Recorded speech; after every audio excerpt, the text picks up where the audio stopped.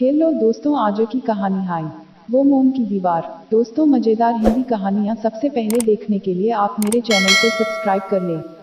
आज माँ को गुजरे 15 दिन बीत चुके हैं। 13वीं वाले दिन ही सारे मेहमान चले गए थे। आज रविवार है। मुझे भी माँ की कमी बहुत खल रही थी। मेरा भी माँ के साथ प्यार भरा अपनत्व से परिपूर्ण सास बहू का रिश्ता था। मुझे आज भी याद है वो दिन जब मैं ब्याह के यथार्थ के साथ इस घर में आई थी। मैंने चरण स्पर्श करने के बाद माँ की तरफ देखा तो उनकी आंखों में उमड़ती ममता को पहचाना। वहाँ अस्वीकार या परीक्षण का एक कण भी नहीं था, वहाँ तो स्वीकृति ही स्वीकृति थी।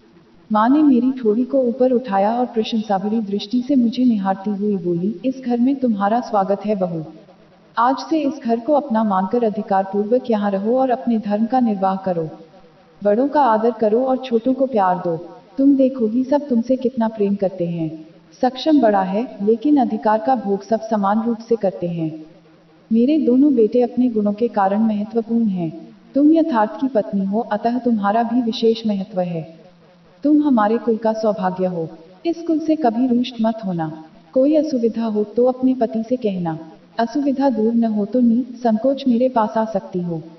मेरे पास कोई अधिकार नहीं है, लेकिन मेरे बेटे माँ के प्रति अपने स्नेह के कारण मेरा कहा कभी नहीं टालते और उन्होंने मुझे सीने से लगा लिया। माँ सारी ममता बहू पर ही न्यौछावर कर दोगी तो मेरे लिए क्या बचेगा। यथार्थ बोले, ममता की कोई निश्चित मात्रा नहीं है और बेटा ये भी तो तेरी अर्धांगिनी है। इसे अपने सीने से लगाती हूँ तो क्या तेरा हृदय शीतल नहीं होता। पति पत्नी में तो किसी प्रकार का कोई विभाजन नहीं होता बेटा। स्वयं को समग्रता में पत्नी को सौंपेगा, तभी तो पत्नी को समग्र रूप में पाएगा। तुम अपनी माँ को पूर्ण रूप से पत्नी को समर्पित नहीं करोगे तो तुम्हारी पत्नी तुम्हारी माँ के प्रति संपूर्ण रूप से समर्पित कैसे होगी। माँ ने मुस्कुराकर यथार्थ को समझाया। मगर मेरे लिए सास के रिश्ते से ये प्रथम परिचय था, लेकिन मेरी धारणा के बिल्कुल विपरीत। मैं सोच रही थी कि क्या सचमुच इस स्त्री का मातृत्व इतना उदार है कि यह पुत्र के साथ बहू को भी उसकी परिधि में ले ले, और मेरा मन माँ के लिए श्रद्धा से भर गया। माँ ने कभी ये नहीं कहा कि क्षमता तू मेरी बहू नहीं बेटी है, लेकिन माँ ने सास के रूप में ममत्व देने में कभी कंजूसी नहीं की। माँ का विचार था कि रिश्तों को उनकी जगह ही रहने दिया जाए, जो रिश्ता जिस रूप में मिला है उसे उसी खूबसूरती के साथ जीना चाहिए। क्या एक सास अपनी बहू को प्यार व सम्मान नहीं दे सकती? क्या हम सास बहू के रिश्ते को प्यार व खूबसूरती के साथ नहीं जी सकते? और माँ ने जीवन भर यही किया। वो अक्सर कहती थी कि क्षमता तुम पहले एक स्त्री हो, बाद में मेरी बहू। और नारी का सम्मान सबको करना चाहिए। शायद यही कारण था कि नोक झोंक के बावजूद हम में कभी मनमुटाव नहीं होता था। यथार्थ भी माँ के साथ गहरे जुड़े थे। अक्सर यथार्थ और माँ घंटों बातें किया करते थे। हालांकि वो चाहते थे कि मैं भी उनकी बातों में हिस्सा लूं, बैठूं, मगर मैं बीच में ही उठ जाती थी। दोनों कभी फिलॉसफी पर, कभी राजनीति, तो कभी धर्म पर चर्चा करते थे। बौद्धिक स्तर पर यथार्थ की क्षुधा शायद माँ से ही बातें करके तृप्त होती थी। मैं जल्दी ही उठ जाती थी। सच कहूँ तो कभी कभी मुझे यथार्थ पर क्रोध भी आता था कि क्या रखा है इन चर्चाओं में। पापा के सामने यथार्थ ने शायद कभी अपना दिल नहीं खोला था। बचपन से अंतर्मुखी था यथार्थ। मैंने भी महसूस किया था कि माँ पापा और यथार्थ को लेकर परेशान रहती थी। दोनों को करीब लाने की कोशिश करती रहती थी। ये सब उन्होंने कभी मुझसे नहीं कहा, मगर मैं इस घर का हिस्सा थी, अतः मुझसे कुछ भी छिपा नहीं था। हालांकि पापा और यथार्थ एक दूसरे को अच्छी तरह जानते थे, मगर जब दोनों अंक के घोड़े पर सवार होते तो अनचाहे एक दूसरे को चोट पहुंचा ही देते थे। दोनों ही माँ का हिस्सा थे, सो माँ भी आहत होती थी, पर शायद जीवन से उन्होंने समझौता कर लिया था। आज भी पापा अपने कमरे में माँ की डायरी के साथ बैठे थे चुपचाप, और यथार्थ बालकनी में आराम कुर्सी पर, मगर दोनों की खामोशी में माँ का अस्तित्व आज भी महसूस हो रहा था। दोनों हमेशा से शायद ऐसे ही थे। दोनों के दिलों की खामोशी आवाज बनकर हमेशा माँ के रूप में ही शब्द पाती थी। आज दोनों के बीच का सेतु टूट चुका है। मैं भी यथार्थ के पास कुर्सी डालकर बैठ गई। चाय पियोगे? मैंने पूछा। नहीं, यथार्थ खोए हुए से बोले। माँ की याद आ रही है ना? मैंने पूछा। कुछ कहने के स्थान पर यथार्थ की आंखें भर आईं। कुछ देर यूं ही मुझे देखते रहे, फिर बोले, जानती हो क्षमता, हमारी शादी के बाद माँ ने मुझसे क्या कहा था? मैं चुप थी। तुमने अब तक माँ को जाना है बेटा, नारी को नहीं। माँ ने कहा, अब तुमने शादी की है, नारी से तुम्हारा संपर्क हुआ है, धीरे धीरे उसे जानोगे, लेकिन इतना बता देना मेरा धर्म है कि नारी को माँ समझने की भूल कभी मत करना। नारी ही तो माँ होती है। यथार्थ ने जैसे प्रतिवाद किया। नहीं बेटा, माँ हंसी। एक शरीर में रहते हुए भी नारी माँ नहीं होती। माँ की दृष्टि में क्षमा होती है, मन में वात्सल्य होता है और दान में हाथ उठा होता है। नारी की दृष्टि में निषेध व आलोचना होती है, मन में कामना होती है और हाथ याचना में फैला होता है। माँ समर्पण का जीवन जीती है, वह अल्प संतोषी होती है, सीधी सादी और सरल। नारी समर्पित होती नहीं, समर्पण मांगती है। वह पूर्ण संतुष्ट नहीं होती। नारी बहुत जटिल रचना है विधाता की, उसकी थाह बहुत कठिन होती है। पर तुम तो ऐसी नहीं हो माँ। यथार्थ चकित सा था। यही तो कह रही हूँ। माँ मुस्कुराई। मैं तुम्हारी माँ हूँ ना। मैंने तुम्हें पुत्र के रूप में देखा है, पुरुष के रूप में नहीं।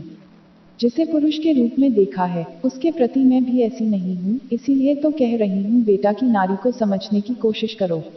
ऐसा न हो कि तुम अपनी पत्नी को खुश न रख सको, जो दाम्पत्य का आधार है। उसके लिए क्या करना होगा माँ? जीवन से जूझना होगा। नारी को अपने पुरुष का अर्जन प्रिय होता है, विसर्जन नहीं।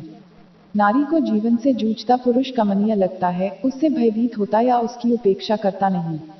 माँ अपने असमर्थ और दुर्बल पुत्र को भी अपने आंचल में समेट लेती है और उसका विरोध नहीं करती। किंतु नारी न अपने पुरुष को असमर्थ देखना चाहती है, न पराजित न दुर्बल। नारी को समझो बेटा, उसे कपड़े, गहने, संपत्ति, समृद्धि और सत्ता प्रिय होती है।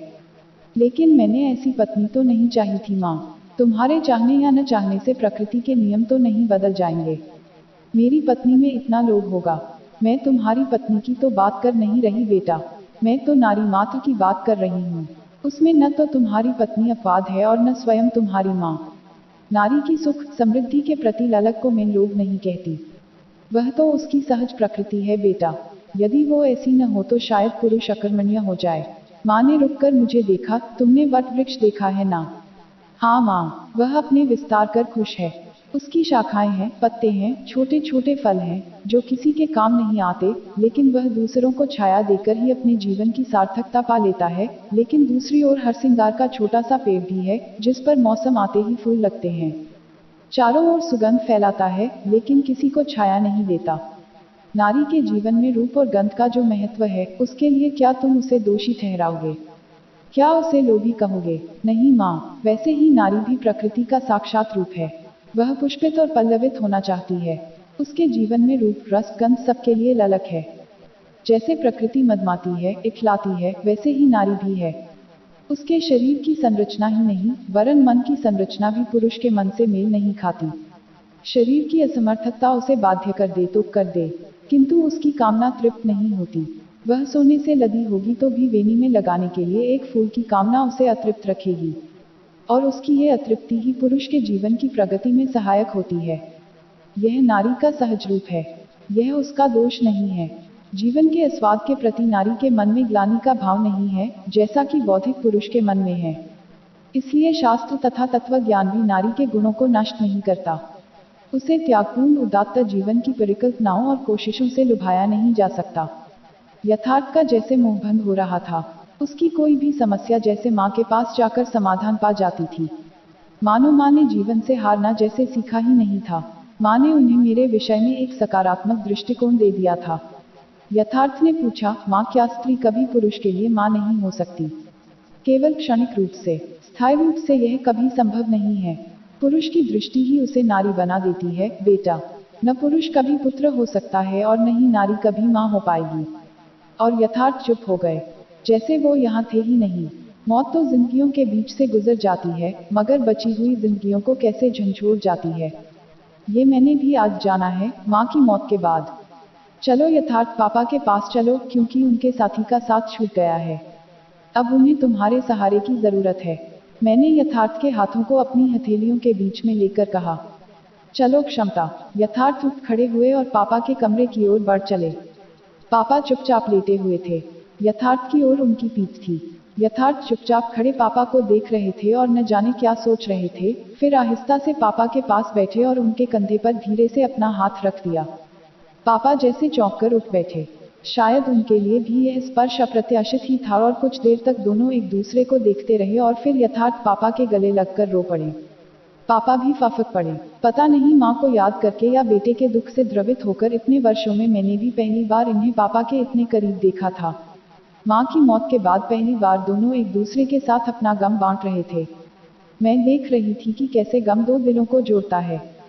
बेटा, आज मैं महसूस कर रहा हूँ कि एक नदी थी, जो कि दोनों किनारों के बीच निरंतर बहती हुई दोनों किनारों को सींचती थी, जोड़ती ही रहती थी, और किनारे उसके थपेड़े तो सहते थे, लेकिन नदी की गहराई में छिपी लहरों की बेचैनी नहीं समझते थे, जो किनारों पर से टकराकर लौट जाती थी।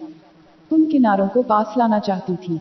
आज कुछ सूख कर रेत बन गई और उड़ा लाई दोनों किनारों को एक पास। आज भी वो यादों के रूप में हमारे बीच हैं, मगर वक्त हमारी मुट्ठी से रेत की तरह निकल गया। और मैं देख रही थी कि दोनों पिता पुत्र के बीच की दीवार तो मोम की थी, जो भावनाओं की ऊष्मा से आज पिघल चुकी थी। काश माँ आज जिंदा होती। मुझे आज महसूस हो रहा था कि कभी कभी गम भी अपने साथ खुशियाँ छुपा कर ले आता है।